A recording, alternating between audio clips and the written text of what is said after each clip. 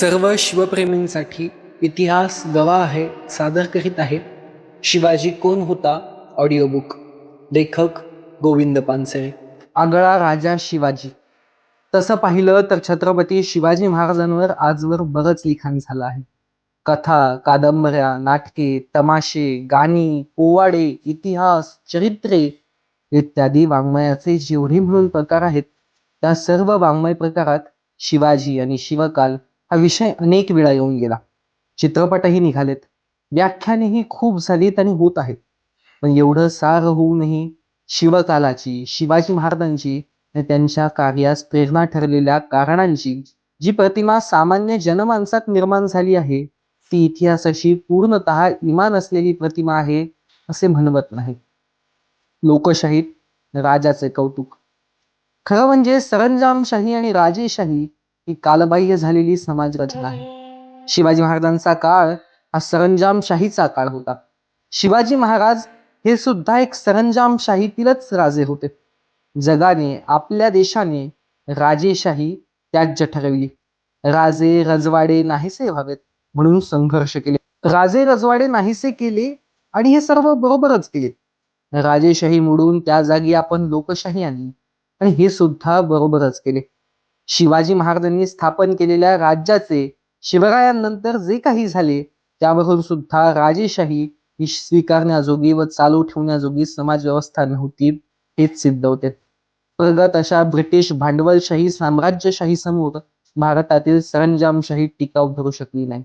यावरून सुद्धा सरंजामशाही व राजेशाही टाकाऊ समाज व्यवस्था ठरते हेच पुन्हा दिसते. पण मग या आधुनिक लोकशाहीत एका राजाचा उदो उदो का व्हावा?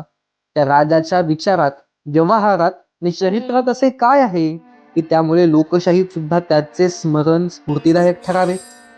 तसे राजे खूप होऊन गेले, पण सर्व राजांची काही अशी आठवण केली जात नाही. त्या राजांच्या जयंत्या किंवा मयंत्या कुणी साजऱ्या करत नाही. त्या राज्यांचे जे कोणी हयात वारस असतील ते कदाचित करत असतील. क्वचित कुणाच्या बाबतीत त्या राजांच्या संस्थानात समाविष्ट असलेल्या प्रदेशातील काही लोक कुठे कुठे असे करत असतील.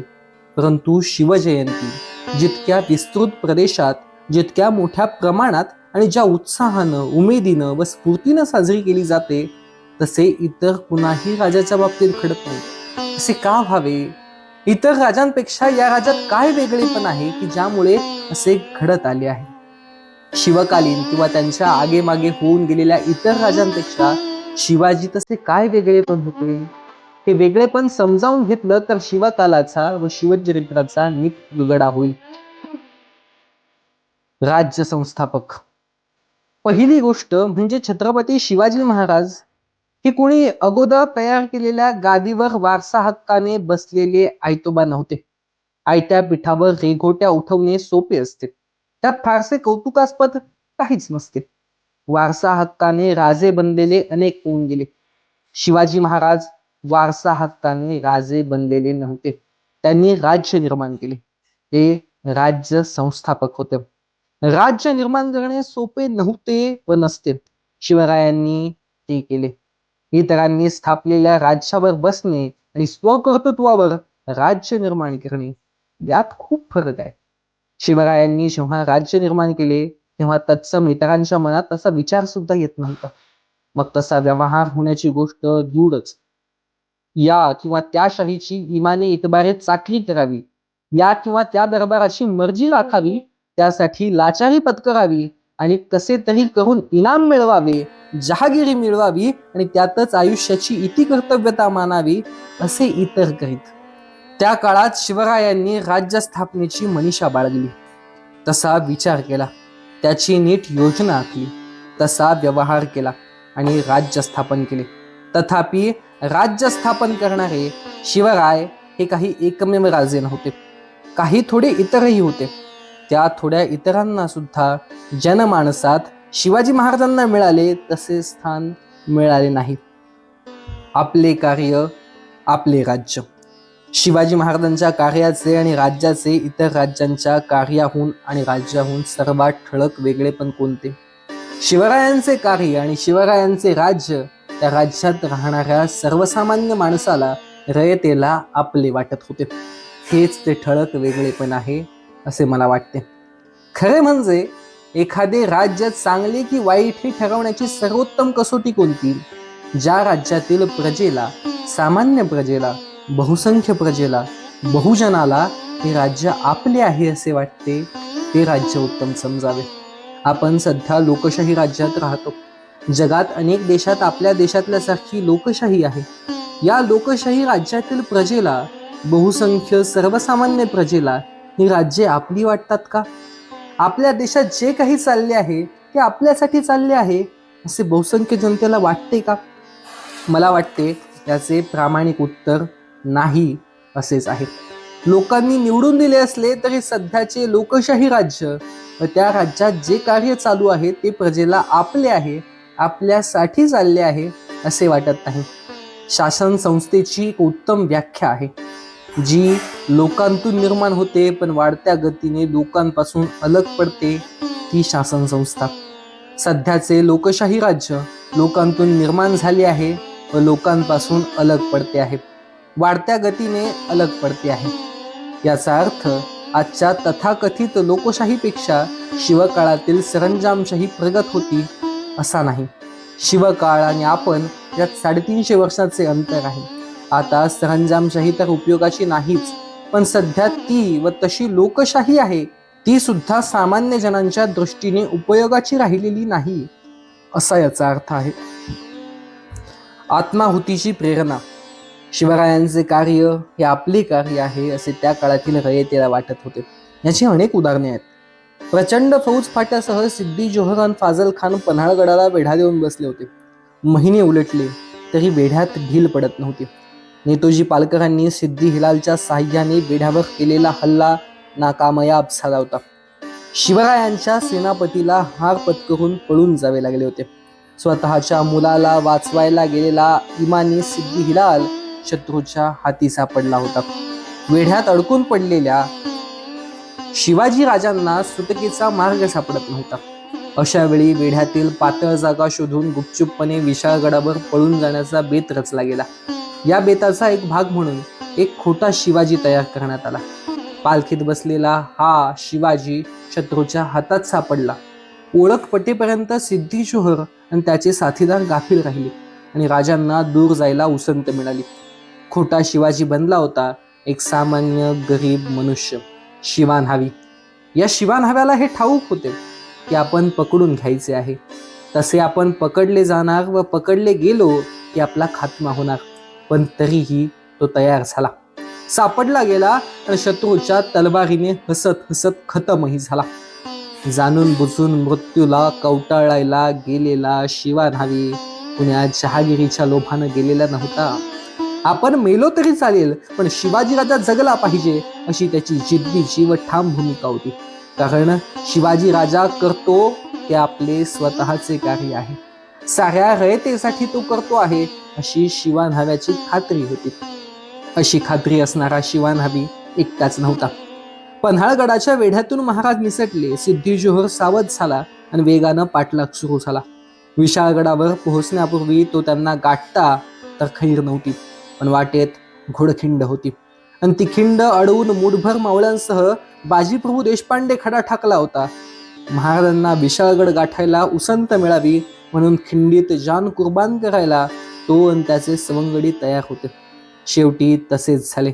बाजीप्रभू पडला, अनेक मावळे कापले गेले, त्यांची नावे सुद्धा इतिहासाला माहीत नाही. बाजीप्रभू आणि ते बेनाम मुठभर मावळे का लढले?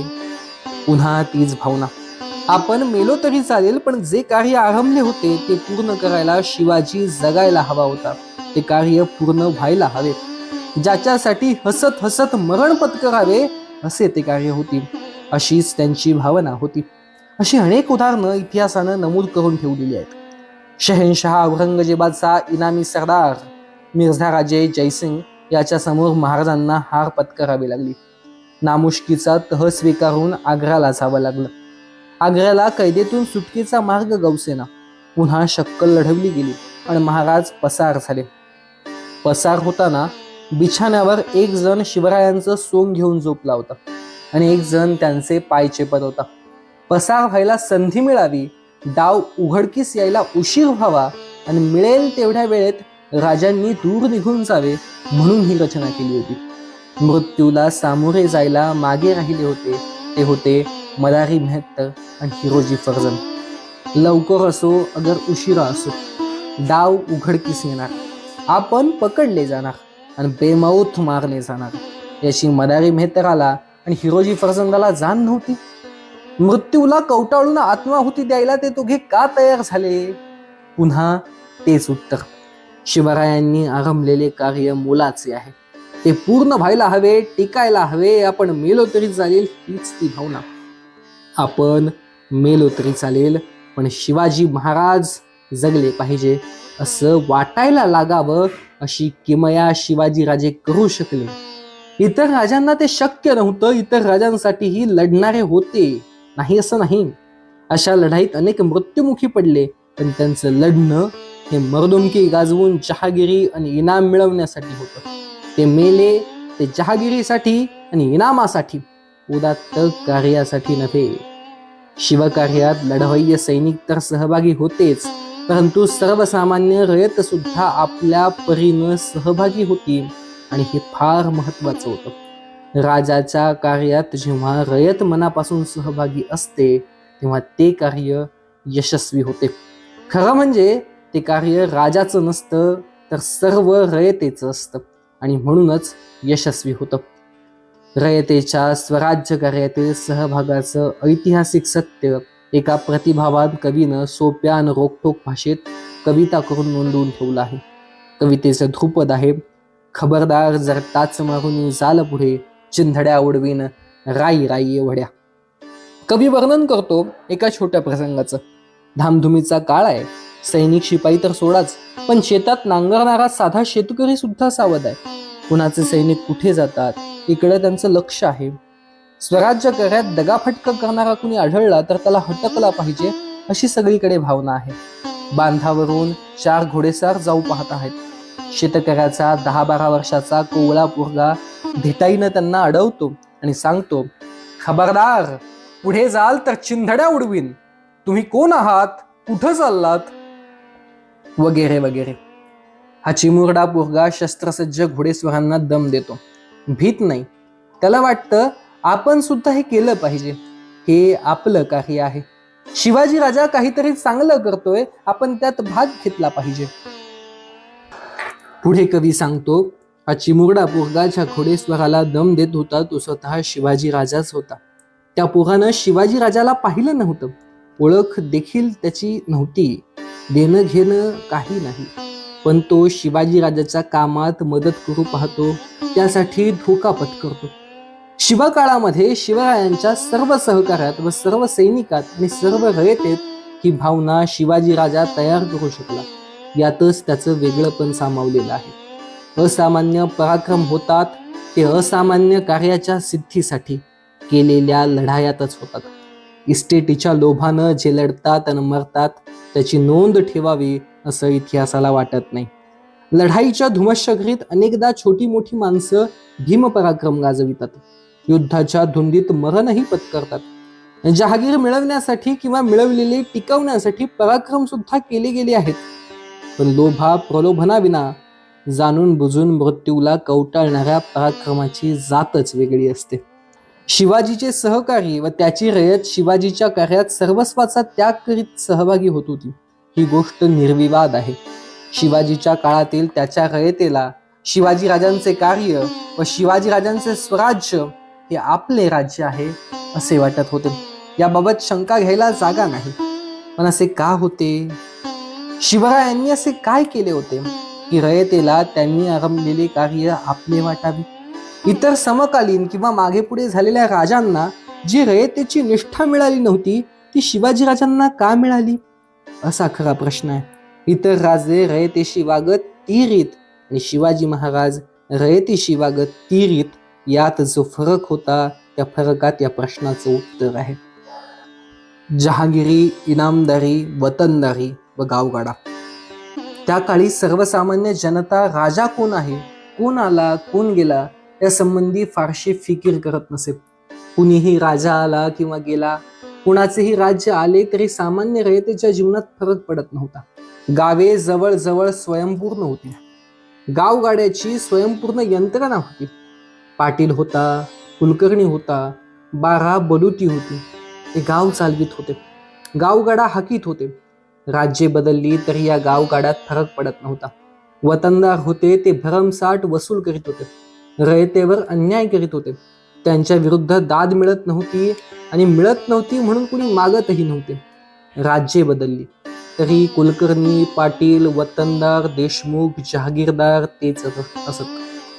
हे सर्वजण पटापट निष्ठा बदलीत. ज्याचा जय झाला असेल, ज्याचं राज्य असेल, त्याला निष्ठा अर्पण करीत, स्वतःची वतने शाबूत राखीत, रयतेला छळीत, वसूल करीत आणि राजाला हिस्सा नेऊन देत. जोवर छळ चालू होता तोवर रयतेला आपल्याकडून वसूल केलेला पैसा व माल वतनदार कोणत्या राजाला नेऊन देतात व किती देतात याच्याशी कर्तव्य नव्हते. सर्वच राजे लुटारू किंवा लुटारूंचे म्होरके अशी रयतेची रास्त समजत होती, म्हणून ते राजा राजात फरक करीत नसत. यासंबंधी इतिहासाचार्य राजवाडे यांनी महिकावतीची बखर या पुस्तकाच्या प्रस्तावनेत म्हटले आहे की गेल्या 3000 वर्षात हिंदुस्थानात जी देशी आणि परदेशी सरकारी होऊन गेली ती सर्व एक प्रकारच्या पोटभरू चोरांची झाली व सरकार म्हणजे उपटसुंभ चोरांची टोळी आहे अशी हिंदू गावकऱ्यांची अंतस्था प्रामाणिक समजूत आहे. ज्याची सतत चोरी होत असे त्यांचा चोर कोण आहे, त्याची जात काय आहे, ह्याच्याशी संबंधच काय. म्हणून राजा कोण आला किंवा गेला याच्याशी रयतेला कर्तव्य नव्हते. दूर ब्रिटनमध्ये जगाच्या इतिहासाचा अभ्यास करीत असलेल्या मार्क्सनं सुद्धा अपुरी साधने असतानाही असाच निष्कर्ष काढला होता. मार्क्सने त्याचा थोर सहकारी एंगल्सला 14 जून 1853 एक पत्र लिहिले आहे.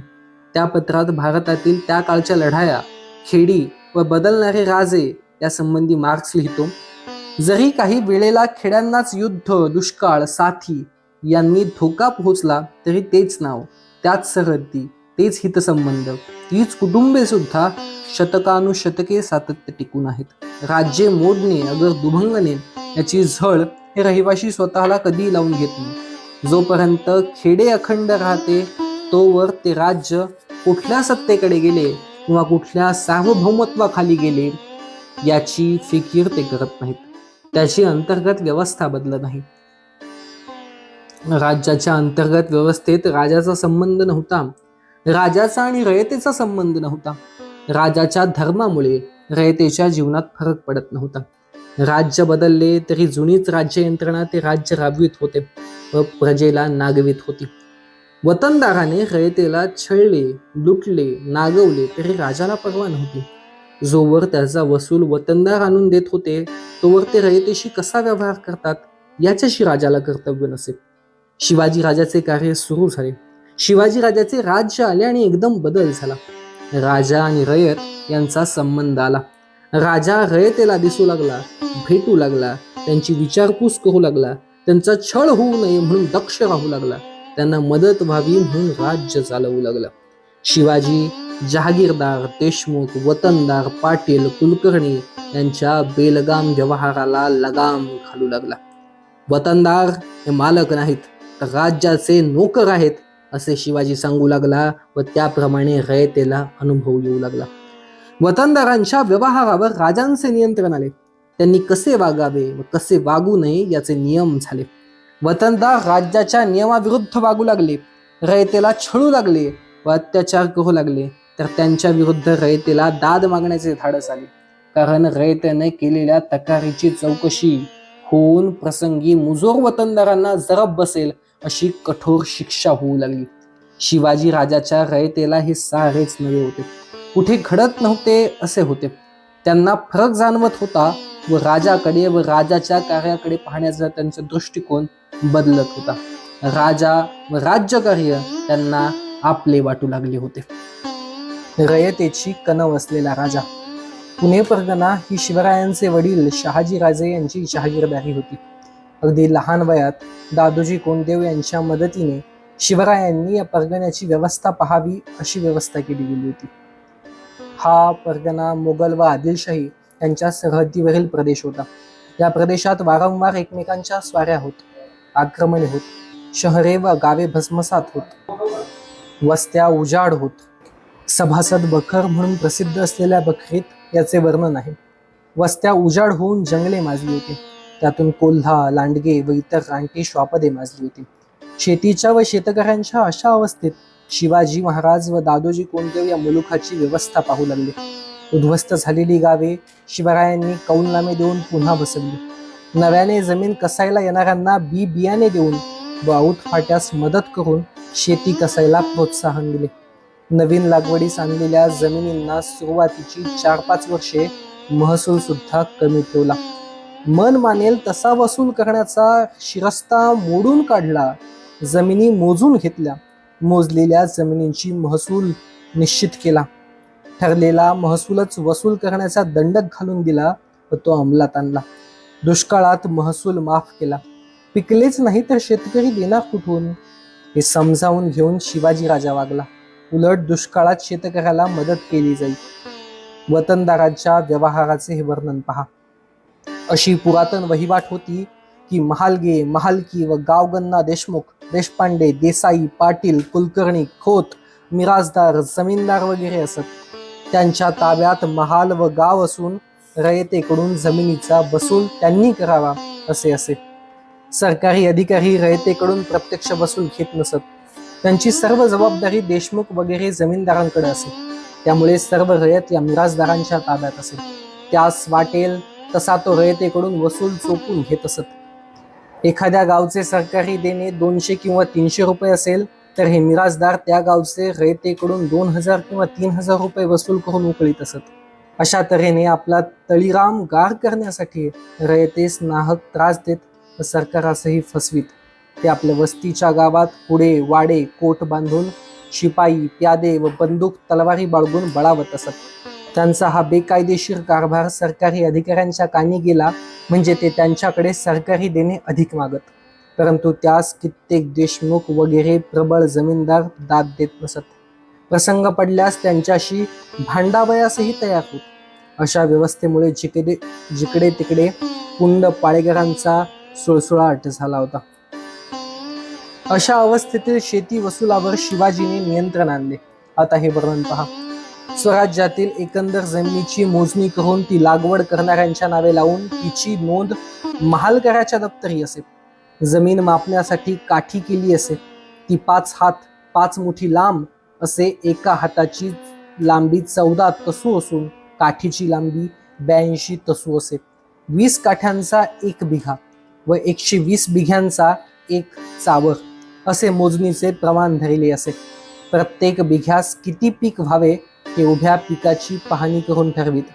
ह्या उत्पन्नाच्या 5 तक्षिमा करून 3 तक्षिमा लागवड करणाऱ्या शेतकऱ्याने भोगाव्या व 2 तक्षिमा सरकारला द्याव्या असा करार असे. हे सरकार देणे शेतकऱ्याने धान्याच्या किंवा नगदीच्या रूपाने द्यावे असे. अवर्षण आदी संकट समयी शेतकऱ्यांना सरळ हाताने तगाई देत. ही तगाईची रक्कम त्यांनी 4 व 5 वर्षांच्या हप्त्यांनी फेडावी असे. लागवडीस न आलेल्या जमिनी नव्या रयतेस द्यावयाच्या झाल्या म्हणजे तिच्यापाशी गुरेढोरे नसल्यास तिला ती सरकारातून द्यावी. तिला बीजास दाना द्यावा व पीक होईपर्यंत निर्वाहासाठी धान्य व पैका द्यावा. 2-4 वर्षांनी हा ऐवज उजवून द्यावा. ह्याप्रमाणे रयतेस कौल देऊन जमिनी इस्ताव्याने दिल्या व बहुतेक सुपीक जमीन लागवडीसाठी आणली. उत्पन्नाचा आजमास पाहून रयतेवर कर बसवावा. जुलूम असा कोणावर करू नये अशी अधिकाऱ्यांस सक्त ताकीद असे. वतनदार व जमीनदारांची अव्यवस्था महाराजांनी पार मोडून टाकली. रयतेकडून वसुलीची कामगिरी करण्यासाठी सर्वत्र अधिकारी नेमून दिले. पूर्वीच्या जमीनदारांनी व मिराजदारांनी रयतेला कोणत्याही बाबतीत काडी इतका त्रास देऊ नये. त्यास पूर्वीच्या अंमलात जितके मिळत असत त्याचे योग्य प्रमाण ठरवून त्यास ते सरकारी कामगाराकडून प्रतिवर्षी मिळत जावे. त्यांनी जे प्रत्यक्ष रयतेकडून वसूल करू नये असे ठरवले. हा जो सरकारी उत्पन्नाचा ठरीव अंश त्यांना कोणतीही जोखीमशिरी न बसता मिळत असे त्यास सरकारातून प्रतिवर्षी मंजुरी मिळावी लागेल. त्यामुळे त्यांच्या वर्तनावर पुरा दाब बसून रयत त्यांच्या कचाट्यातून साफ सुटली. सुखी स्वतंत्र झाली. रयतेस गुलाम करणाऱ्या या देशमुख देशपांडे वगैरे ग्रामाधिकाऱ्यांची वाडे हुडे कोठ पाडून शिवरायांनी जमीनदोस्त केले व त्यांनी इतहप्पर असले धंदे करू नयेत, इतर रयतेसारखी साधी घरे बांधून राहावे असा हुकूम सोडला. शेतकऱ्यांची व त्यांच्या शेतीची अशी काळजी वाहणाऱ्या राजासंबंधी रयतेला मग प्रेम का नाही वाटणार? शिवरायांचे कार्य टिकले पाहिजे, वाढले पाहिजे असे का वाटणार नाही? अशा शेतकरी रयतेचा कोवळा पोरगा मग खबरदार जरा टाच मारून जाल पुढे असं का म्हणणार नाही? रयत राजाशी कशी वागते हे राजा रयतेशी कसा वागतो यावरून ठरते. राजा रयतेची एकपट काळजी करू लागला तर रयत राजाची 10पट काळजी करते. राज्य ही आपली खासगी मिळकत नसून जनतेची अनामत आहे असे राज्यकर्ते वागू लागले तर जनता राज्य आपले आहे असे मानते. आणि याच्या उलट जनता बिनता कुछ नाही, राज्य ही आमच्या बापजाद्यांची मिळालेली खासगी दौलत आहे असे समजून जर राज्यकर्ते वागू लागले तर जनता अशा राज्यकर्त्यांना उलथून टाकते. हा जगाचा इतिहास आहे. शिवराय व स्त्रियांची अब्रू. शिवचरित्रातील काही बाबी अगदी निर्विवाद आहेत. कुणाच्या मनात त्यासंबंधी शंका नाही. परंतु या बाबीचे महत्त्व सर्वांनीच नीट ध्यानात घेतले पाहिजे असे म्हणवत नाही. स्त्रियांच्या अब्रू संबंधीचा छत्रपती शिवाजी महाराजांचा दृष्टिकोन ही अशीच एक बाब आहे. शिवाजी महाराजांच्या काळी आणि सरंजामदारांच्या एकूणच काळात स्त्रियांच्या अब्रूला, विशेषतः गोरगरिबांच्या स्त्रियांच्या अब्रूला किंमत नव्हती. राजे, रजवाडे व राजपुत्र तर सोडाच, पण सरदार, वतनदार, जमीनदार, देशमुख, पाटील यांच्या दृष्टीनं गोरगरिबांच्या लेकी सुना म्हणजे हव्या त्यावेळी उपभोगण्याच्या वस्तू झाल्या होत्या. दिवसा ढवळ्या त्यांची अब्रू लुटली जात होती आणि त्याविरुद्ध कुणाकडे दाद मागता येत नव्हती. ज्यांच्याकडे दाद मागायची तेच अब्रू लुटत होते आणि अब्रू लुटणाऱ्यांना मान, मरातवन, पदव्या देत होते. अशा काळात शिवाजी महाराजांचा या संबंधीचा दृष्टिकोन मूलतः वेगळाच होता.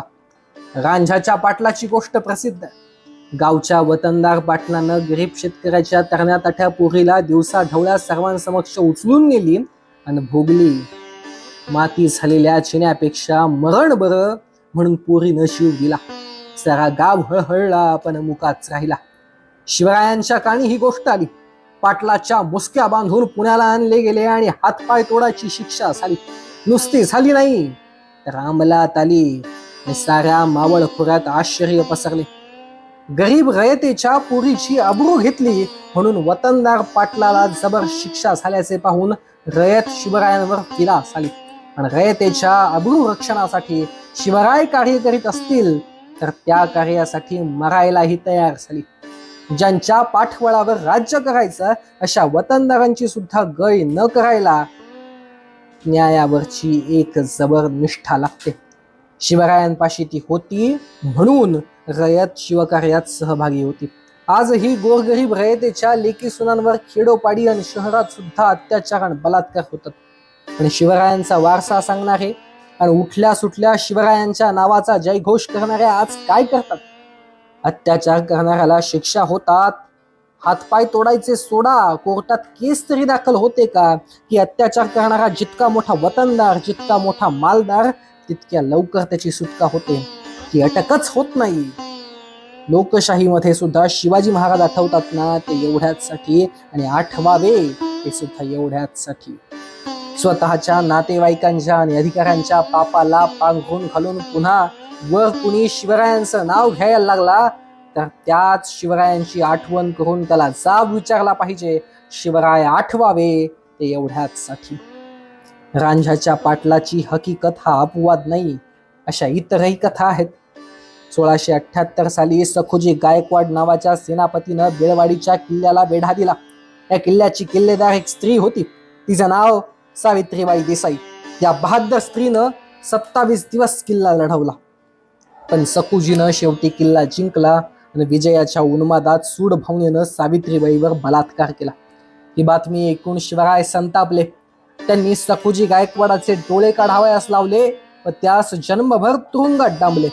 आपल्या विजयी सेनापतीनं शत्रू असलेल्या स्त्रीवर बलात्कार केला म्हणून गय केली नाही.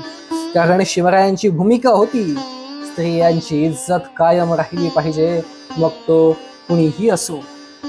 कल्याणच्या सुभेदाराची सून दरबारात हजर केल्यानंतर तिच्या संबंधी गैरउद्गार न करता व गैरव्यवहार न करता तिची चोळी बांगडी करून पाठवण्याची कथा तर अनेक काव्याचा विषय झाली आहे. मुसलमान शत्रूची तरणी तठी आणि देखणी सून पाहून आईची आठवण व्हावी आणि आपलीही आई इतकी सुंदर असती तर काय झाले असते असे उद्गार निघावेत. त्याला चारित्र्य संपन्नता आणि सौंदर्य संबंधीचा निरोगी दृष्टिकोन असावा लागतो. आजच्या भडभुंजा तथाकथित शिवभक्त वतनदारांसमोर आणि राजासमोर अशी कुणी सुंदर स्त्री आली असती तर त्यांनी काय उद्गार काढले असते आणि काय केले असते याची कल्पना करून पहा. म्हणजे खरे शिवराय आणि खोटे शिवभक्त यांच्यातला फरक समजेल. लढाईत किंवा लूट करताना मुसलमान किंवा हिंदू कोणत्याही धर्माच्या स्त्रिया हाती आल्या तर त्यांना तोशीस लागता कामा नये व त्रास होता कामा नये अशा सक्त आज्ञा शिवाजी महाराजांनी दिलेल्या आहेत व त्याचा अंमल करून घेतला आहे. त्या काळात हिंदू व मुसलमान राजे रजवाडे इनामदार यांची लढाई जाताना जनानखाने, बटकिनी, कुणबिनी, कलावंतिनी बरोबर नेण्याचा रिवाज होता. परमुलुखातल्या स्त्रियांना बटकिनी बनविण्याचा आणि भ्रष्ट करण्याचा परिपाठ होता. त्या काळी शिवाजी महाराजांनी सक्त हुकूम दिला होता की मोहिमेस जाताना कुणीही बटकिनी, कुणबिनी अगर कलावंतनीस बरोबर नेऊ नये. कुणाही स्त्रीस बटकीन बनविता कामा नये. 21व्या शतकाच्या उंबरठ्यावर असलेल्या भारतातील पुरोगामी न्यायी महाराष्ट्र राज्यात आजही स्त्रियांवर बलात्कार होतात आणि बलात्काराकडे दुर्लक्ष करणारे इतकेच नव्हे तर बलात्कार करणाऱ्यास पाठीशी घालणारे शिवरायांच्या नावाचे जय जयकार करतात आणि आपण शिवरायांचे वारसदार आहोत म्हणून सांगत फिरतात. समजा शिवराय आज असते तर या शिवभक्तांचे काय केले असते. शिवराय व राज्यकारभाराची भाषा. भारतात भाषिक राज्य होऊन बरीच वर्ष होऊन गेली. महाराष्ट्र हा एक भाषेचा प्रांत होऊनही 50 वर्ष होत आली, पण अजूनही महाराष्ट्रातला राज्यकारभार इंग्रजीतच चालतो. त्यासाठी एक भाषिक राज्य केले. तो हेतू कधी साध्य होणार आहे कुणास ठाऊक. परकीय इंग्रज साहेबाला 150 वर्ष होऊन लढवून समुद्रापार घालवला, पण साहेबाची भाषा जी बोकांडी बसली ती काही दूर गेली नाही. अजूनही ऐकतात देशीय साहेब इंग्रजीतच बोलतात. चांगले इंग्रजी बोलणे प्रतिष्ठेचे समजतात आणि ज्याला इंग्रजी येत नाही व चांगले येत नाही त्याला गावढळ समजतात. शिवकालीन राज्यकारभाराची भाषा मुख्यत्वे फारसी होती. ही किंवा ती भाषा चांगली किंवा वाईट नसते, पण लोकांना फारसी समजत नव्हती. साहजिकच न समजणाऱ्या भाषेतील राज्यकारभार रयतेला आपला वाटत नव्हता. काय चालते ते कळत नव्हते. शिवाजी महाराजांनी विचारपूर्वक राज्यभाषा कोश करायचे काम सुरू केले. मराठीत कारभार सुरू केला तो लोकांना आपला वाटू लागला. शिवरायांचे राज्य लोकांना आपले राज्य वाटू लागले. शिवाजी महाराज आणि रयतेच्या सामान्य गोरगरीब जनतेच्या लेकी सुनांच्या अब्रूसंबंधी शिवाजी महाराजांचा दृष्टिकोन जसा त्या काळातील इतरांपेक्षा वेगळा होता तसाच रयतेच्या संपत्ती संबंधीचा दृष्टिकोनही खूप वेगळा होता. रयतेची संपत्ती म्हणजे कुणाही दांडगेश्वराने लुटायची वस्तू अशी त्या काळी रीत होती. त्या काळी सारख्या लढाया होत. पायदळ व घोडदळ हे सैन्य सारखे एका ठिकाणाहून दुसरीकडे मोहिमांसाठी फिरत असे. हे सैन्य गावातून जाऊ लागले किंवा मुक्कामास राहिले तर रयतेच्या संपत्तीचे काय होईल. उभ्या पिकातून घोडदळ सुसाट जाईल. वर्षभर राबून निढळाच्या घामाने पोचलेले आणि हातातोंडाला आलेले तयार पीक बघता बघता भुईसपाट होईल. ज्याच्या राज्यात राहतो त्याच राजाचे सैन्य असे करीत असे. मग तक्रार कुणाकडे करणार आणि दाद कोण देणार. स्वतःच्या नशिबाला दोष देत घरातल्या घरात रडत कुडत बसण्याखेरीज दुसरे काही करायला वाव नसे. असं बेगुमान वागण्याची सैन्याला मुभा होती. त्या काळात शिवरायांचे सैन्याला आदेश होते कोणत्याही मोहिमेवरील कोणत्याही सैन्याच्या तुकडीनं शेतकऱ्यांच्या उभ्या पिकातून जाता कामा नये. पिकाची नासाडी होता कामा नये. कल्पना करून पहा, उभ्या पिकातून बेदरकारपणे दौडत जाणारे व उभे पीक मातीमूल करणारे सैन्य वर्षानुवर्ष पाहण्याचा प्रसंग ज्यांच्यावर येत असेल त्यांना जर पिकातून न घुसता रस्त्याने जाणारे आणि पिकाची जराही नुकसानी होऊ नये अशी दक्षता घेणारे शिवरायांचे सैन्य पाहायला मिळाले तर त्यांना काय वाटले असेल. रयतेच्या पिकांची काळजी करणारा राजा, त्यांच्या आज्ञा मानून वागणारे सैन्य आणि हे सर्वजण करीत असलेले कार्य या संबंधी रयतेला काय वाटले असेल. हा राजा, हे सैन्य आणि हे कार्य आपले आहे असे रयतेला नाही का वाटणार? इतरांकडून त्या काळी नुसती पिकाची नासधूसच होत नसे, बळजबरीही होत असे.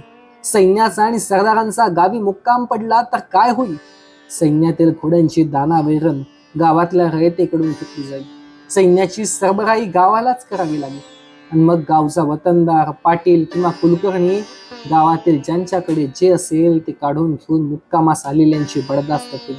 सैन्य आणि सरदार असे वागायला ज्या काळात चटावले होते, दैवावर भरोसा ठेवून अशा आपत्ती सहन करायची सवय जेव्हा रयतेला झाली होती, त्या काळी हा एक सत्पुरुष येतो आणि सक्त आज्ञा करतो, रयतेच्या भाजीच्या देठालाही हात लावता कामा नये.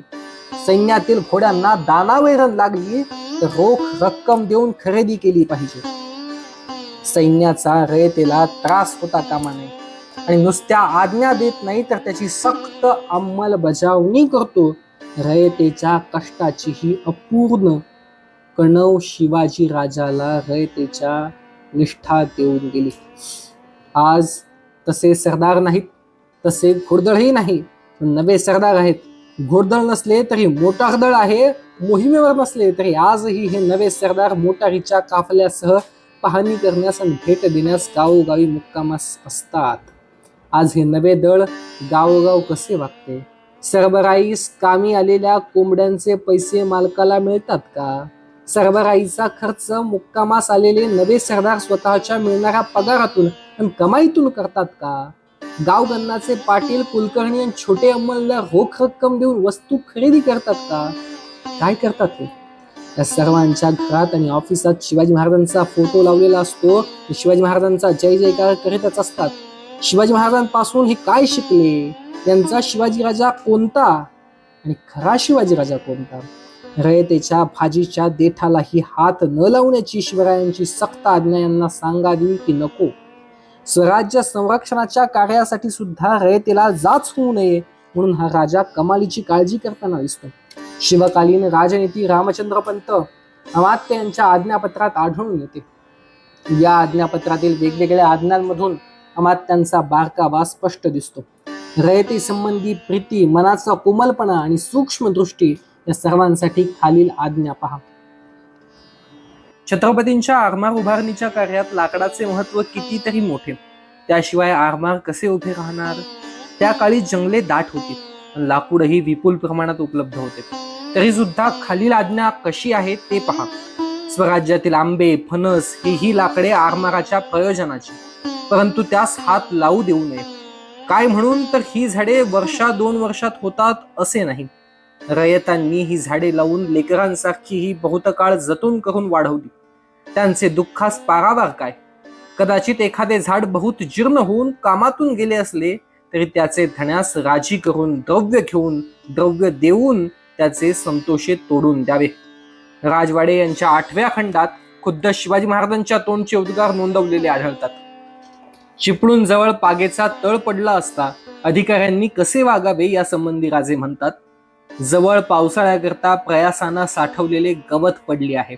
हे लक्षात न घेता कुणी रंगनाळ्या करतील, कुणी आगट्या करतील, कुणी चिलीम असे करून गवतास आग लागून अनर्थ ओढवेल, मग सारी बागाच बुडेल. मग घोडी तुम्ही लोकांनी मारली असे होईल. किंवा हे पहा, तुमच्या पदरी पैसा घातला आहे, लागेल तो जिन्नस पैसा खर्च करून बाजारातून आणावा. तसेच न करता प्रजेस पिडा कराल तर मोगल बरे असे प्रजेस होईल. रयते संबंधी ही कणव त्या काळी कुणाही राजाने व सरंजामदाराने दाखवल्याचे आढळत नाही. राजाची रयते संबंधीची हीन कणव आगळी होती, म्हणून रयतेची राजा संबंधीची निष्ठा आगळी होती. ज्या काळात इतर राजांचे सैन्य जनतेला बटीक समजत असे, रयतेच्या संपत्तीची नासधूस व लूट करीत असे, रयतेच्या लेकीसुनांची अब्रू बेगुमानपणे लुटीत असे, अशा काळात शिवाजी महाराजांचे सैन्य रयतेशी इतके चांगले का वागले? या सैन्यात हा बदल कशामुळे झाला? त्याचे कारण काय? हा प्रश्न फार महत्वाचा आहे. या प्रश्नाचं उत्तर नुसत्या शिवाजीराजांच्या चारित्र्यात सापडणार नाही. केवळ त्यांच्या आज्ञाच या बदलास कारणीभूत होत्या असे म्हणणे अपूर्ण होईल. त्यासाठी या सैन्याची रचना आणि हे सैन्य ज्या हेतूकरिता लढत होते ती रचना व तो हेतूच नीट समजावून घेतला पाहिजे. शेतकऱ्यांचे सैन्य. त्या काळातील इतर राजांचे सैन्य हे खडे सैन्य होते. लढाया करणे हाच त्यांचा व्यवसाय होता, उपजीविकेचे साधन होते.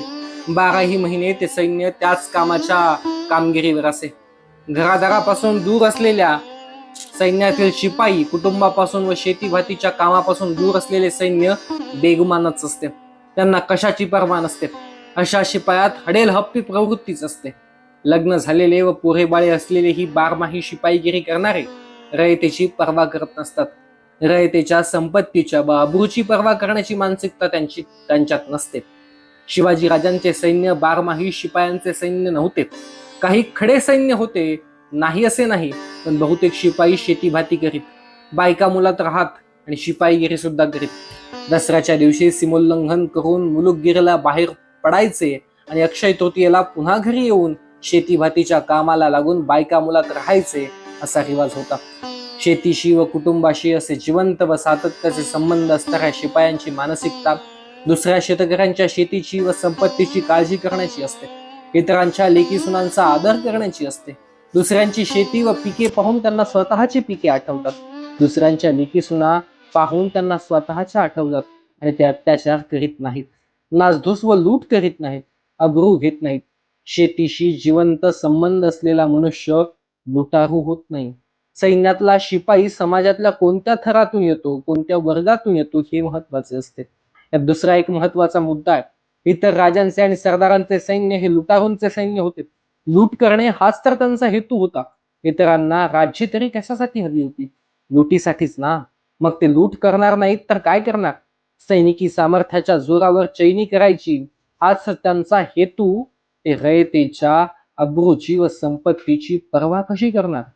शिवाजी राजांच्या राज्याचा हेतू, शिवाजी राजांचा शिपाई बनलेल्या शेतकरी सैन्याचा हेतू लूट करणे नव्हता, तर लूट थांबवणे हा होता. वर्षानुवर्ष केलेल्या लुटीचा, अन्यायाचा प्रतिकार करायला हे सैन्य उभे ठाकले होते. लूट कसे करणार? अन्यायाचा प्रतिकार करायला जे उभे राहतात ते स्वतः अन्याय करीत नसतात. याचा अर्थ शिवाजी महाराजांच्या सैन्याने कधीही आणि कुठेही लूट केली नाही असा नाही. परमुलुखात जाऊन लूट केली होती. सुरतेची लूट तर प्रसिद्ध आहे, परंतु ही लूट करताना गरज म्हणून व आवश्यक म्हणून संपत्तीची लूट केली, इतरांच्या अब्रूची नव्हे. त्यात आणखीही एक मुद्दा आहे. हे तर राजे सैनिकांना पगार न देता लुटीतला हिस्सा देत. स्वाभाविकच सैनिक जास्तीत जास्त लूट करीत. शिवाजी महाराजांनी सैनिकांच्या लुटीतला हिस्सा देण्याची इतरांची रीत रद्द केली. लुटीचा सर्व ऐवज खजिन्यात जमा करायचा आणि सैनिकांना ठराविक मेहनताना द्यायचा अशी रीत पाडली. यामुळे लूट करण्यात, जास्तीत जास्त लूट करण्यात शिपायांचा हितसंबंध राहिला नाही. लूट मिळो अगर न मिळो, कमी मिळो अगर जास्त मिळो, सैनिकांना पगार मिळत असे. त्यामुळे उगाच लूट करण्याची, चैनीसाठी लूट करण्याची प्रवृत्ती राहिली नाही.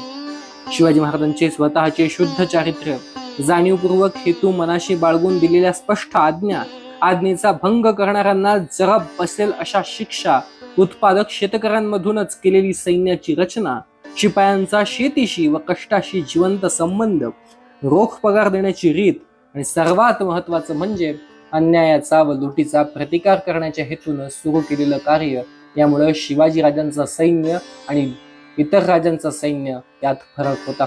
महाराष्ट्रातील सामान्य रयतेला शिवाजी महाराजांचं सैन्य हे लुटारूंचं सैन्य वाटत नव्हतं, तर लूट थांबवायला निघालेले संरक्षक सैन्य वाटत होतं.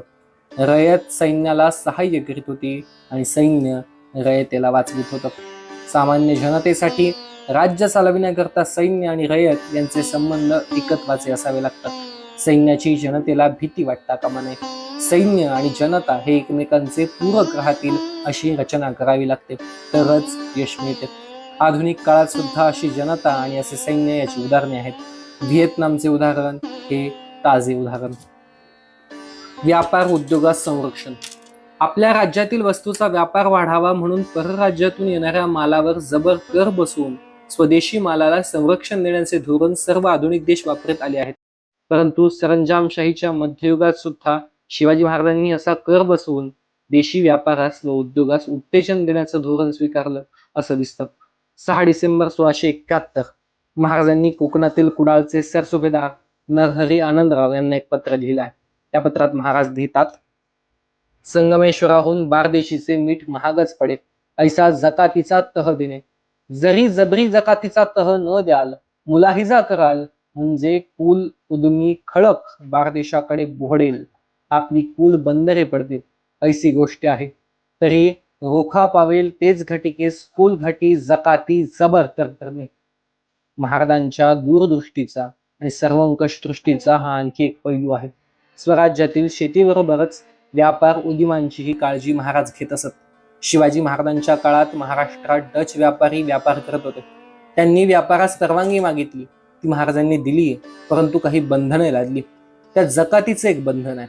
शिवाजी महाराजांनी डच कंपनीला 24 ऑगस्ट 1677 रोजी कौलनामा दिला. त्यात म्हटले आहे, जिंजी प्रांताच्या परिसरात डच कंपनीला व्यापार करण्यास परवानगी देण्यात येत आहे.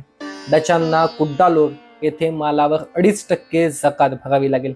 सर्व आयात व निर्यात मालाची आगाऊ माहिती दिल्यास अधिकारी मालाची पार्सल तपासणीसाठी उघडणार नाहीत. हवालदार व इतर अधिकारी यांना योग्य तो भाव कर दिल्याशिवाय कंपनीचा माल घेण्यास प्रतिबंध करण्यात येत आहे. गुलामांच्या व्यापारास बंदी. वर उल्लेखलेल्या कौलनाम्यात किंवा करारात गुलामांच्या व्यापारास प्रतिबंध करणारे एक महत्वाचे व आजवर बऱ्याच प्रमाणात दुर्लक्षित झालेले कलम आहे.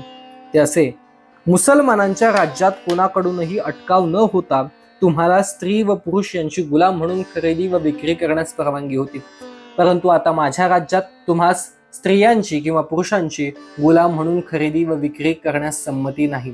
जर तुम्ही तसे करण्याचा प्रयत्न केलात तर माझे लोक तुम्हास प्रतिबंध करतील. हे कलम कटाक्षाने पाळले पाहिजे. ज्या काळात गुलामांचाही व्यापार भारतात कुठे कुठे चालत होता, भारतीय स्त्री पुरुष मजूर पकडून गुलाम करून परदेशी जबरीने नेले जात होते, अशा काळात स्वतःच्या रयतेचा गुलाम म्हणून व्यापार करण्यास शिवाजी महाराज प्रतिबंध करीत होते. सर्व ठिकाणी सर्व बाबतीत रयतेची सर्व प्रकारची काळजी घ्यावयाची, हे शिवाजी महाराजांच्या राज्याचे धोरण होते. भेटूया पुढच्या भागात. तोपर्यंत आपल्या मित्रमैत्रिणींना हा व्हिडिओ नक्की शेअर करा आणि पुढच्या भागासाठी आपल्या इतिहास गवा आहे या चॅनलला फॉलो आणि सबस्क्राईब करायला विसरू नका. जय शिवराय.